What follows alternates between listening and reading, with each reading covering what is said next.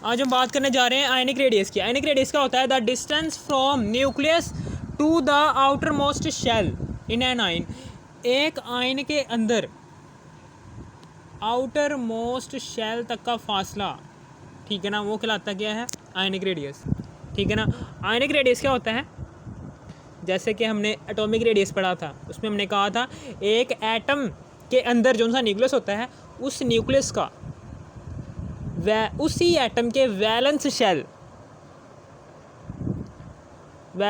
तक का फासला, यानी कि एक एटम के अंदर जो सा न्यूक्लियस पाया जाता है, उस न्यूक्लियस का उसी एटम के वैलेंस शेल जो सा आपको दिख रहा होगा, वहाँ तक का फासला क्या कहलाएगा? Atomic radius. इसी तरीके से आयनिक रेडियस में क्या होता है कि एक आयन है, एक आयन के अंदर जो सा न्यूक्लियस होगा ना, उस न्यूक्लियस का उसी आयन के वैलेंस शेल तक का फासला, ठीक है ना। यानी कि आयन है, कोई सा भी आयन है, आपको पता है कि आयन क्या होता है? अगर कोई चीज़ इलेक्ट्रॉन दे दे या फिर इलेक्ट्रॉन हासिल कर ले तो वो बन जाती है एनाइन, वो बन जाती है आयन, ठीक है ना। फॉर एग्जांपल ये वाला आयन है, यहाँ पर ये न्यूक्लियस है, ये क्या है? ये आउटर मोस्ट शेल है। मैं यहाँ पर बना देता हूँ, ठीक है ना। इसने इलेक्ट्रॉन दे दिया, इस एटम ने इलेक्ट्रॉन दे दिया और ये बन गया अब कैटाइन। इस कैटाइन का ये जो सा न्यूक्लियस है, इस न्यूक्लियस का इस वैलेंस शेल के दरमियान जो फासला होगा, इसको हम कहते हैं क्या है? ये आयनिक रेडियस है। अब हम इसी को ही यहाँ पर लिखने जा रहे हैं। यूनिट क्या है इसका? आंगस्टन है। इसके यूनिट क्या है आयनिक रेडियस के? सबसे पहले तो आंगस्टन, पिकोमीटर और नैनोमीटर। आंगस्टन, पिकोमीटर और नैनोमीटर। आंगस्टन की वैल्यू क्या होती है? आंगस्टन की वैल्यू होती है 10⁻⁻10 मीटर। नैनोमीटर की वैल्यू क्या होती है? 10⁻⁻9 मीटर। और पिकोमीटर की वैल्यू क्या होती है? 10⁻12 मीटर। है ना। पिकोमीटर की वैल्यू होती है 10⁻12 मीटर। नैनोमीटर की वैल्यू होती है 10⁻9 मीटर। आंगस्टन की वैल्यू होती है 10⁻10 मीटर, ठीक है ना। ये सारे के सारे किसके हैं? आयनिक रेडियस के यूनिट्स हैं। अब फिर उसके बाद आगे की बात करने जा रहा हूँ मैं, एग्जांपल्स की बात करने जा रहा हूँ। एग्जांपल्स क्या होती हैं इसकी? The ionic radius of sodium ion is 95 picometre, ठीक है ना। जो सा आयनिक रेडियस होता है सोडियम आयन का, वो होता है जी 95 पिकोमीटर होता है। आयनिक रेडियस ऑफ सोडियम आयन जो सा होगा ना, उसका आयनिक रेडियस क्या कहलाएगा? 95 पिकोमीटर, ठीक है ना। और फिर उसके बाद क्लोराइड आयन का जो सा आयनिक रेडियस होगा वो क्या है जी? 181 पिकोमीटर, ठीक है ना। यहाँ पर लिखा हुआ the ionic radius of sodium ion is 95 picometer और the ionic radius of chloride ion का आयनिक रेडियस क्या कहलाएगा? 181 पिकोमीटर, ठीक है। ये है जी सोडियम आयन। और क्लोराइड आयन कौन सा है? क्लोराइड आयन ये है। इसमें क्लोराइड आयन जो सा होता है ना, क्लोराइड आयन में आपको बना कर दिखा देता हूँ। इसके यहाँ पर होते हैं 2 इलेक्ट्रॉन, यहाँ पर होते हैं इसके 8 इलेक्ट्रॉन और यहाँ पर होते हैं 7 इलेक्ट्रॉन। 7 इलेक्ट्रॉन होते हैं। तो एक इलेक्ट्रॉन बाहर से आता है, जैसे ही एक इलेक्ट्रॉन बाहर से आएगा तो ये बन जाएगा, चूँकि इसने एक इलेक्ट्रॉन लिया है, इसने एक इलेक्ट्रॉन उधार लिया, किसी से उधार लिया, एक नेगेटिव काम किया। उधार लेना एक नेगेटिव काम होता है, ठीक है ना। क्योंकि इसने उधार लिया, किसी चीज़ को लिया है इसने। उधार लेना एक नेगेटिव काम होता है, ठीक है ना। इसने एक नेगेटिव काम किया, किसी से पैसे लिए हैं और वापस नहीं किए, उसे नेगेटिव चार्ज आ जाएगा। और यहाँ पर ये जो सा एनायन का ये जो सा आयन है, जो कि इस आयन का नाम क्या है? एनायन, ठीक है ना। इस एनायन के न्यूक्लियस का इसी एनायन के वैलेंस शेल तक का फासला क्या कहलाएगा? Ionic radius. ये क्या है? ये है जी आयनिक रेडियस, ये वाला, ये दिख रहा है ना, ये आयनिक रेडियस। इसको हम क्या कहेंगे? ये क्या है? ये आयनिक रेडियस के किसी भी आयन के न्यूक्लियस से उसके वैलेंस शेल तक का फासला क्या कहलाता है? आयनिक रेडियस, ठीक है ना। समझ आ गई। अब फिर उसके बाद आगे की बात करने जा रहा हूँ मैं। ये आयनिक रेडियस क्लोराइड का कितना है जी? 181 पिकोमीटर। कितना है ये? 181 पिकोमीटर। और इसी तरीके से यहाँ पर सोडियम आयन जो सा है, इसके न्यूक्लियस से वैलेंस शेल तक का फासला क्या है? कितना है? 95 पिकोमीटर। ठीक है ना, समझ आ गई आपको। ये था कुछ सिस्टम। और फिर उसके बाद आगे की बात करने जा रहा हूँ मैं,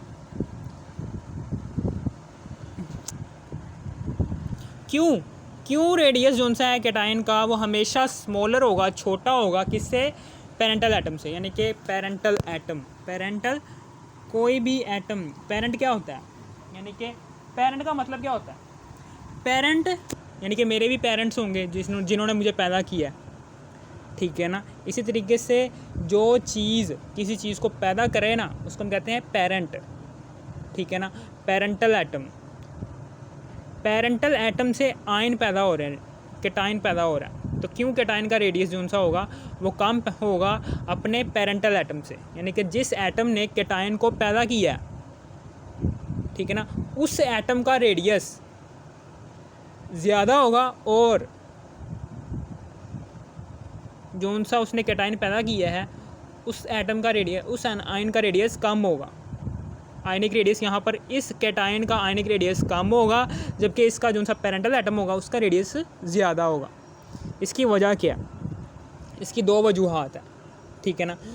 कि कैटायन कैसे बनता है? सबसे पहले तो कैटायन कैसे बनता है? कैटायन जब कोई एटम इलेक्ट्रॉन को लूज़ कर देना तो वो कैटायन बन जाता है। Cation is formed by losing of one और मोर इलेक्ट्रॉन, ठीक है ना। कैटायन तब बनेगा जब एक या एक से ज़्यादा इलेक्ट्रॉन किसी भी एटम से खारिज होता है। Cation is formed by losing of one और मोर इलेक्ट्रॉन।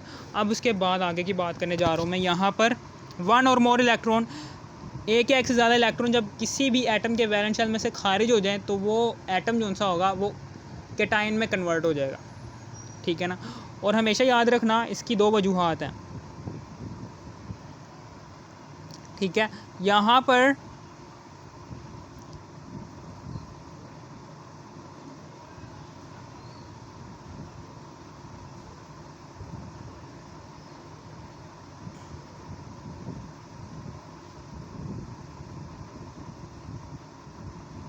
ये मैंने सोडियम आयन बनाया हुआ है, 2 इलेक्ट्रॉन यहाँ पर हैं, 8 इलेक्ट्रॉन इधर हैं और ये 1 इलेक्ट्रॉन इधर है। ये क्या है? ये सोडियम एटम है,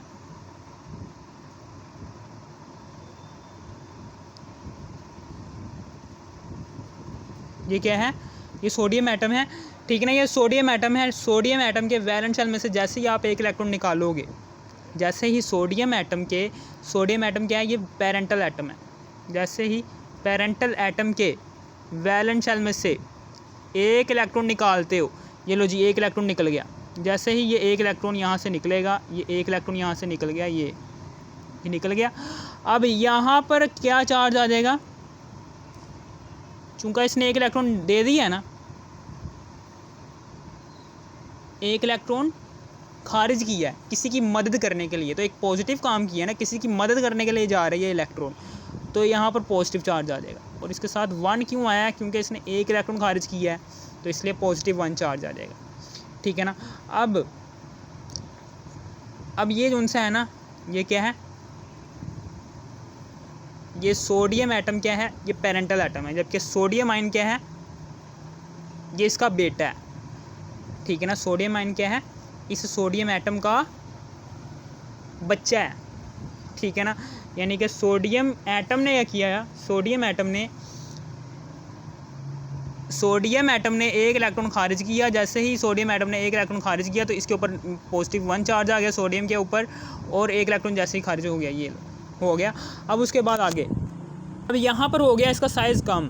इसका साइज़ कम क्यों है? इसकी दो वजूहत है। सबसे पहली वजह तो ये है कि इसका जो सा वैलेंस शेल है, वैलेंस शेल में 1 इलेक्ट्रॉन खारिज होने की वजह से वो वैलेंस शेल गायब हो गया। जैसे ही वो वैलेंस शेल गायब हो जाएगा, ठीक है ना, तो एटम का साइज़ पहले से कम हो जाएगा, ठीक है ना। समझ आ गई? सबसे पहली बात तो ये है, अगर कोई एटम अपना 1 इलेक्ट्रॉन खारिज कर दे जबकि उसके वैलेंस शेल में 1 ही इलेक्ट्रॉन रहे और उसका वैलेंस शेल ही गायब हो जाए, तो उस एटम का साइज़ कम हो जाएगा। जब वो आयनिक फॉर्म में जाएगा ना वो एटम, ठीक है ना, तो उस आयनिक फॉर्म के अंदर उस एटम का साइज़ जो उनसे पहले जैसा था वैसा नहीं रहेगा। आयनिक फॉर्म में उसका वैलेंस शेल गायब होकर जाएगा।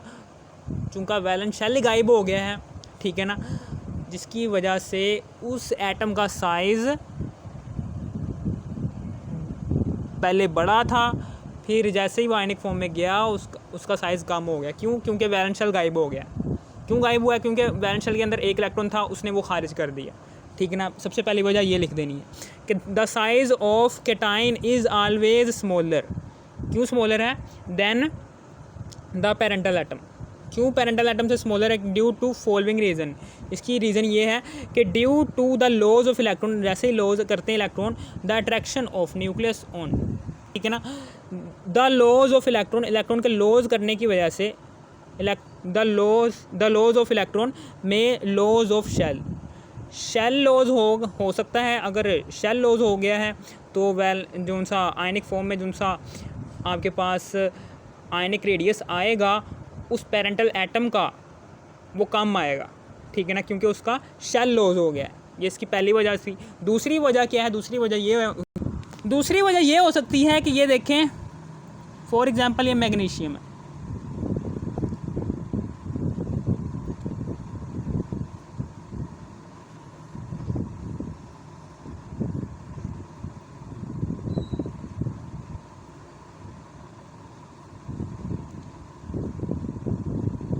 ये मैग्नीशियम है, यहाँ पर इसके वैलेंस शेल में 2 इलेक्ट्रॉन है। मैग्नीशियम के वैलेंस शेल के अंदर 2 इलेक्ट्रॉन है। तो ये मैग्नीशियम क्या करेगा? इसके वैलेंस शेल के अंदर 2 इलेक्ट्रॉन है। अब हमें पता है कि जितने किसी भी एटम के अंदर इलेक्ट्रॉन होते हैं उतने ही उसी एटम के न्यूक्लियस के अंदर मौजूद प्रोटॉन की तादाद होती है। यहाँ पर 8, 9, 10 और 11 प्रोटॉन है। 11, 12, ठीक है ना। इसमें 12 प्रोटॉन है और 12 ही इलेक्ट्रॉन है शेल्स के अंदर, जिसकी वजह से पॉजिटिव चार्ज कितना है, नेगेटिव चार्ज कितना है, -12, और पॉजिटिव चार्ज कितना है, +12। जैसे ही ये मैग्नीशियम क्या करता है, मैग्नीशियम जैसे ही 2 इलेक्ट्रॉन खारिज करता है, जैसे ही मैग्नीशियम 2 इलेक्ट्रॉन को खारिज करता है, मैग्नीशियम के ऊपर +2 चार्ज आता है ना, क्योंकि 2 इलेक्ट्रॉन को खारिज करता है। जैसे 2 इलेक्ट्रॉन को खारिज करता है तो अब क्या होगा? अब मैग्नीशियम के न्यूक्लियस के अंदर इसने 2 इलेक्ट्रॉन खारिज कर दिए। मैग्नीशियम ने दो इलेक्ट्रॉन खारिज कर दिए। जैसे ही 2 इलेक्ट्रॉन खारिज कर दिए, जैसे ही मैग्नीशियम ने 2 इलेक्ट्रॉन खारिज कर दिए तो अब इसके अंदर, अब इसके न्यूक्लियस के अंदर 12 के 12 प्रोटॉन ही हैं। प्रोटॉन 12 ही हैं और इलेक्ट्रॉन जो उनसे होंगे वो कम हो गए हैं। इलेक्ट्रॉन कितने हो गए? 2 और 8, 8, 9, 10 इलेक्ट्रॉन हो गए हैं। यानी कि अब जो उनका चार्ज है यहाँ पर वो नेगेटिव, वो 10 इलेक्ट्रॉन आ रहे हैं। अब यहाँ पर मैग्नीशियम आयन में प्रोटॉन की तादाद न्यूक्लियस के अंदर ज़्यादा है, जबकि इलेक्ट्रॉन की तादाद शेल के अंदर कम है। कम इलेक्ट्रॉन की तादाद है ना, तो न्यूक्लियस क्या करेगा? न्यूक्लियस के अंदर ज़्यादा पॉजिटिव चार्ज मौजूद होने की वजह से ये बहुत कम मिकदार में मौजूद इलेक्ट्रॉन्स को जो कि शेल के अंदर मौजूद है उसको आसानी से अपनी तरफ अट्रैक्ट करेगा और एटम का साइज़ उसके पेरेंटल एटम से कम कर देगा। ठीक है ना, कम कर देगा। यानी कि पेरेंटल एटम में क्या था? पेरेंटल एटम में, मैग्नीशियम एटम में क्या था? इसमें 10 प्रोटॉन थे, और 10 कह रहा हूँ, 12 प्रोटॉन थे, 12 प्रोटॉन थे और 12 ही इलेक्ट्रॉन थे। 12 प्रोटॉन 12 इलेक्ट्रॉन को खींच रहे थे। लेकिन यहाँ पर प्रोटॉन की तादाद बढ़ चुकी है इलेक्ट्रॉन की तादाद से। अब बहुत ज़्यादा मिकदार में न्यूक्लियस के अंदर प्रोटॉन मौजूद हैं और कम मिकदार में इलेक्ट्रॉन मौजूद हैं शेल्स के अंदर। तो अब प्रोटॉन क्या करेगा? प्रोटॉन न्यूक्लियस के अंदर जो कि बहुत ज़्यादा मिकदार में है, वो इलेक्ट्रॉन की कम मिकदार को अपनी तरफ अट्रैक्ट करेंगे आसानी से। चूँकि आसानी से अट्रैक्ट कर रहे हैं प्रोटॉन की तादाद को और इलेक्ट्रॉन की तादाद को ये न्यूक्लियस के अंदर मौजूद प्रोटॉन, तो इसलिए एटम का साइज़ पहले से कम हो जाएगा। कम हो गया ना पहले से, पहले बड़ा था साइज़, अब छोटा हो गया। ठीक है ना, ये दूसरी वजह है। क्योंकि इलेक्ट्रॉन की तादाद शेल्स के अंदर कम रह जाती है और प्रोटॉन की तादाद न्यूक्लियस के अंदर बढ़ जाती है। ज़्यादा पॉजिटिव चार्ज न्यूक्लियस के अंदर मौजूद होता है, जिसकी वजह से वो शेल्स के अंदर कम मिकदार में मौजूद इलेक्ट्रॉन को अपनी तरफ बहुत आसानी से अट्रैक्ट कर पाता है, जिसकी वजह से एटम का साइज़ कम हो जाता है जब वो पेरेंटल एटम अपने आयनिक फॉर्म में जाता है। यही वाली इसकी वजह लिख देनी है कि due to the loss of electron the attraction of nucleus की अट्रैक्शन उनसे होती है ऑन रिमेनिंग इलेक्ट्रॉन पर बहुत ज़्यादा बढ़ जाती है। On remaining electron increase and size of an atom decrease, जिसकी वजह से एटम का साइज़ कम हो जाता है। अब फिर उसके बाद आगे की बात करने जा रहा हूँ मैं कि ये सोडियम है, ये सोडियम इसकी एग्जांपल है जी सोडियम की। ये सोडियम जो सा है ये एक इलेक्ट्रॉन जैसे ही खारिज करता है इसके ऊपर पॉजिटिव चार्ज आ जाएगा, ठीक है ना, और ये एक इलेक्ट्रॉन इसने खारिज कर दिया। अब उसके बाद ये देखें एटॉमिक साइज़ जो सा होगा सोडियम का पेरेंटल एटम में एटॉमिक साइज़ जो सा था वो इतना था 186 पिकोमीटर। लेकिन जैसे ही सोडियम जब वो आयन की फॉर्म में गया, जैसे ही सोडियम आयन की फॉर्म में गया तो तब उसका आयनिक रेडियस देखो कितना आया है 95 पिकोमीटर। एक इलेक्ट्रॉन खारिज करने की वजह से सोडियम एटम का एटॉमिक रेडियस कितना ज़्यादा डिक्रीज़ हो चुका है अपनी आयनिक फॉर्म के अंदर। देखो पहले 186 पिकोमीटर था और अब देखो 195 पिकोमीटर तक पहुंच गया। इतना कम हो चुका है एटॉमिक रेडियस सोडियम एटम का अपनी आयनिक फॉर्म के अंदर। अब फिर उसके बाद आगे आयनिक radius of anion. Why the radius of anion is always larger than the parental atom, कि क्यों पेरेंटल एटम जो सा होता है, why the radius of anion, क्यों एनाइन का जो सा रेडियस होता है वो हमेशा ज़्यादा होता है दैन द पेरेंटल एटम। इसकी भी दो वजूहत हैं।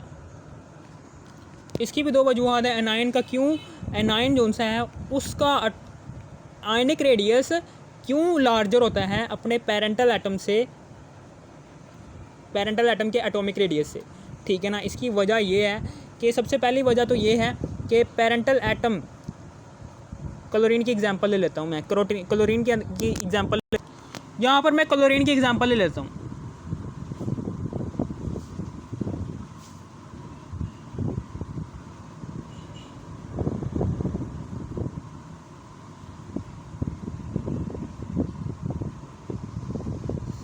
क्लोरीन की एग्जांपल ले लेता हूँ। यहाँ पर 2 इलेक्ट्रॉन आ गए, यहाँ पर आ गए 8 इलेक्ट्रॉन आ गए,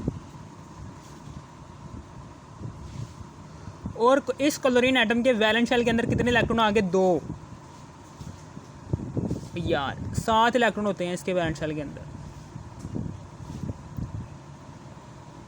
क्लोरीन ने अपना ऑक्टेट मुकम्मल करना है, क्लोरीन एटम ने अपना ऑक्टेट मुकम्मल करना है। तो क्लोरीन एटम क्या करेगा, एक इलेक्ट्रॉन जैसे ही ये लेगा क्लोरीन एटम, तो अब जैसे ही ये एक इलेक्ट्रॉन ले लिया इसने, तो अब इसके ऊपर चूँकि इसने एक इलेक्ट्रॉन लिया और इसने लिया एक इलेक्ट्रॉन, उधार लिया एक इलेक्ट्रॉन, तो चूँकि उधार लेना एक नेगेटिव काम होता है, नेगेटिव चार्ज आ, कितने इलेक्ट्रॉन उधार लिए, एक लिया तो -1 चार्ज आ जाएगा, ठीक है ना।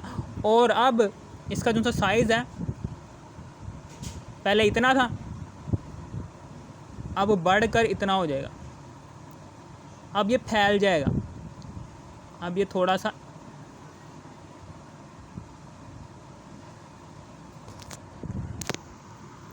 अब ये फैल गया, अब ये क्या कर गया, अब ये फैल गया ऐसे करके,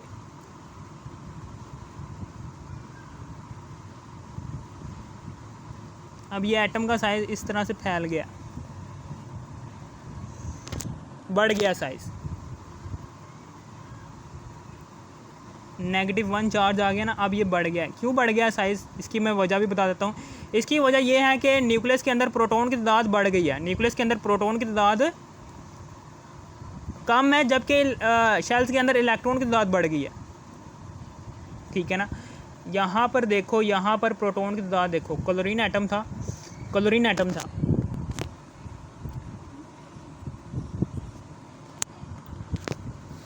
एटम था, इसमें 2 8 8 9 10 इलेक्ट्रॉन, ये 10 और 7 17 इलेक्ट्रॉन है। यहाँ पर कितने इलेक्ट्रॉन है, यहाँ पर 17 इलेक्ट्रॉन है, 17 इलेक्ट्रॉन, जबकि इसके न्यूक्लियस के अंदर कितने प्रोटॉन है, 17 प्रोटॉन इसके न्यूक्लियस में है, 17 इलेक्ट्रॉन इसके शेल्स में है। तो इसलिए यहाँ पर नेगेटिव चार्ज है, यहाँ पर नेगेटिव चार्ज इसके शेल्स के अंदर इतना है, पॉजिटिव चार्ज इसके न्यूक्लियस के अंदर इतना है क्लोरीन एटम के। अब जैसे ही क्लोरीन एटम क्लोराइड आयन की फॉर्म में जाएगा तो अब इसके शेल्स के अंदर पॉजिटिव चार्ज तो सेम ही रहेगा, पॉजिटिव चार्ज कितना रहेगा 17 ही रहेगा, लेकिन इसके शेल्स के अंदर जो सा नेगेटिव चार्ज होगा वो बढ़ जाएगा, इलेक्ट्रॉन बढ़ जाएंगे, एक ज़्यादा हो गया ना, पहले कितने 17 इलेक्ट्रॉन थे ना, अब चूँकि एक इलेक्ट्रॉन इसने लिया है तो 18 इलेक्ट्रॉन होने की वजह से अब इसके शेल्स के अंदर कितना मौजूद होगा, क्लोराइड आयन के शेल के अंदर कितना नेगेटिव चार्ज एग्जिस्ट कर रहा है, -18। अब प्रोटॉन क्या कर रहे हैं, न्यूक्लियस के अंदर प्रोटॉन कम मिकदार में मौजूद हैं जबकि शेल्स के अंदर इलेक्ट्रॉन की तादाद बढ़ी हुई है।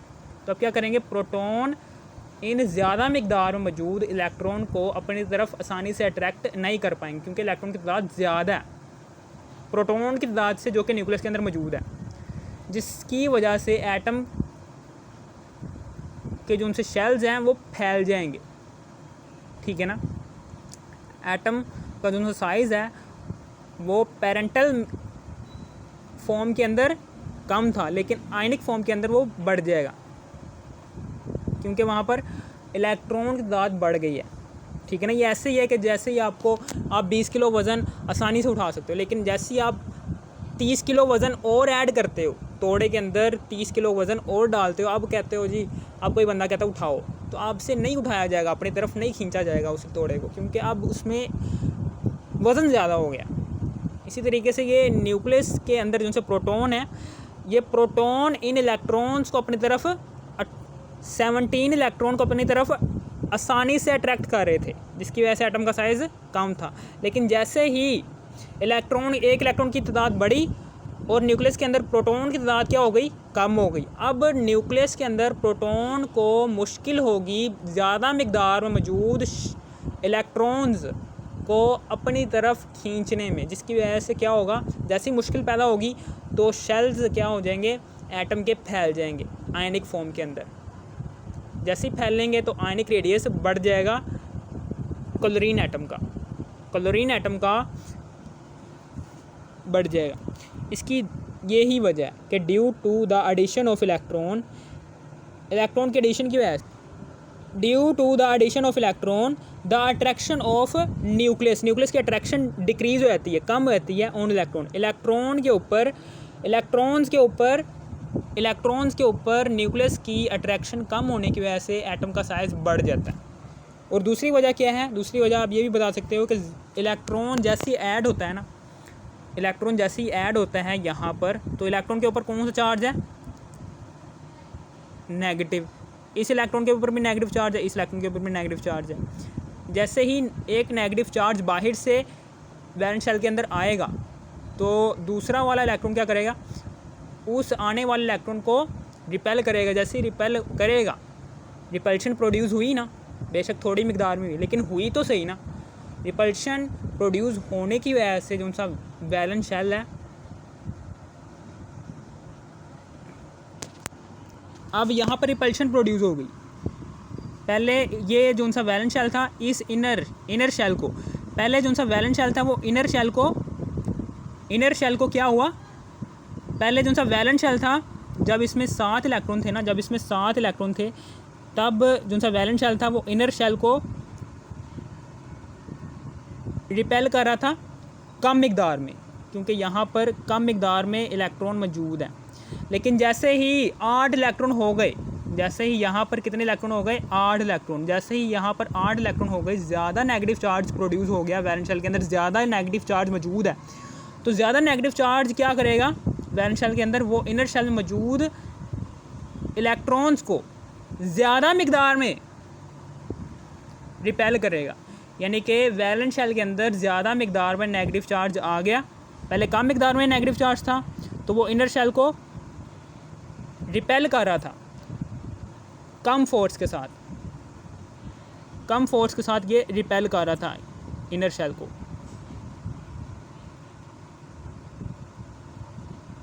लेकिन जैसे ही ये इनर शेल को कम फोर्स के साथ रिपेल कर रहा है, लेकिन जैसे ही ये इलेक्ट्रॉन की तादाद बढ़ गई, जैसे ही वैलेंस शेल में इलेक्ट्रॉन की तादाद बढ़ गई ज़्यादा नेगेटिव चार्ज मौजूद है अब वैलेंस शेल के अंदर, तो अब क्या होगा, इसकी जो सी फोर्स ऑफ रिपल्शन है, वैलेंस शेल की force of repulsion inner shell में मौजूद इलेक्ट्रॉन को रिपेल करने की जो सी सलाहियत है वैलेंस शेल की, वो बढ़ जाएगी। जैसी वैलेंस शेल की इनर शेल में मौजूद इलेक्ट्रॉन्स को रिपेल करने की सलाहियत बढ़ जाएगी, क्योंकि वैलेंस शेल के अंदर एक इलेक्ट्रॉन इजाफी आ गया है।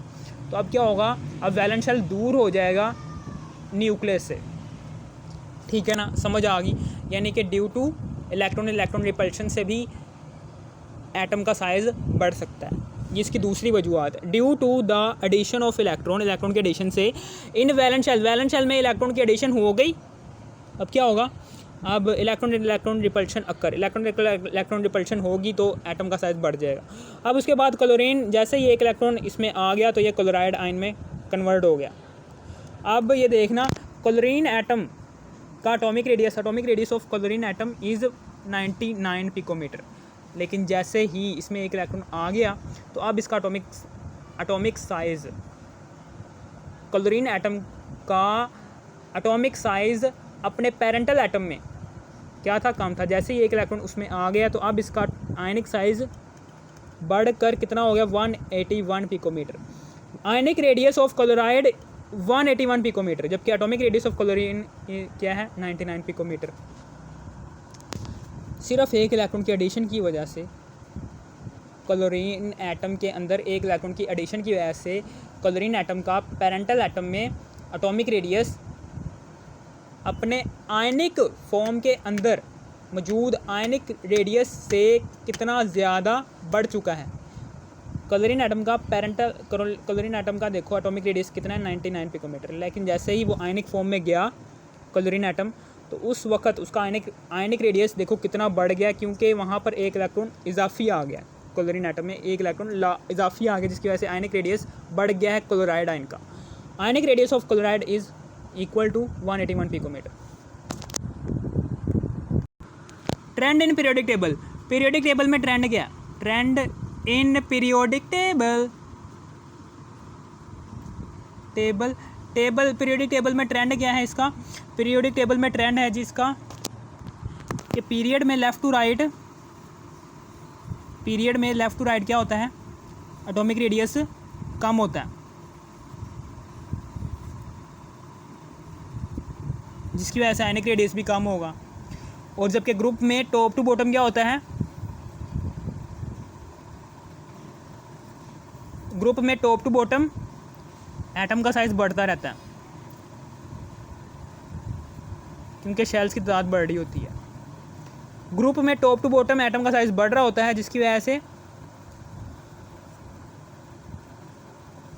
आयनिक रेडियस भी बढ़ जाएगा। आयनिक रेडियस का ट्रेंड बताया मैंने पीरियोडिक टेबल में। पीरियड में लेफ़्ट टू राइट एटम का साइज़ कम हो रहा होता है, जिसकी वजह से आयनिक रेडियस भी कम हो जाएगा, ठीक है ना। और ग्रुप में टॉप टू बॉटम एटम का साइज़ बढ़ रहा होता है, जिसकी वजह से उसी एटम का आयनिक रेडियस लोगे तो आयनिक रेडियस भी ग्रुप में टॉप टू बॉटम कम होगा और बढ़ जाएगा। पीरियड में लेफ़्ट टू राइट एटम का साइज़ कम होने की वजह से आयनिक रेडियस भी कम हो जाएगा, जबकि ग्रुप में top to bottom atomic size बढ़ने की वजह से आयनिक रेडियस भी ग्रुप में टॉप टू बॉटम बढ़ जाएगा, ठीक है ना। समझ आ गई है, इसका ट्रेंड मैंने बता दिया। अब उसके बाद आगे